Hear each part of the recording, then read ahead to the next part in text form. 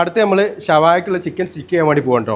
ചിക്കൻ്റെ ഈ വിങ്സിൻ്റെ നേരെ താഴെ ഇവിടെ പിടിക്കുക. ഇന്ന് നമ്മൾ ഫസ്റ്റ് ഉണ്ടാക്കാൻ പോകുന്ന ഷവർമയാണ്. നിങ്ങൾ കിച്ചണിലോട്ട് വരുന്നതിന് മുമ്പ് ഫസ്റ്റ് എന്ത് ചെയ്യണം, വൃത്തിയായിട്ട് വേണം കിച്ചണിലോട്ട് വരാൻ. ഷവർമ ചെയ്യുമ്പോൾ ശ്രദ്ധിക്കേണ്ട വെച്ചാൽ ചെറിയ ചെറിയ പീസുകളൊക്കെ എന്ത് ചെയ്യുക, ആദ്യം ഇങ്ങനെ വെച്ചിട്ട് പോവാം കേട്ടോ. ഫസ്റ്റ് ഈ സ്ക്രൂ ലൂസ് ആക്കുക.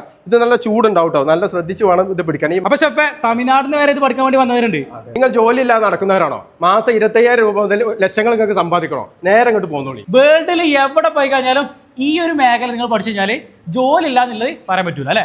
ഹായ്, അപ്പൊ ഇന്ന് ഞാനുള്ളത് മലപ്പുറം ജില്ലയിൽ അരീക്കോട് കാവന്നൂരാണ് അല്ലെ.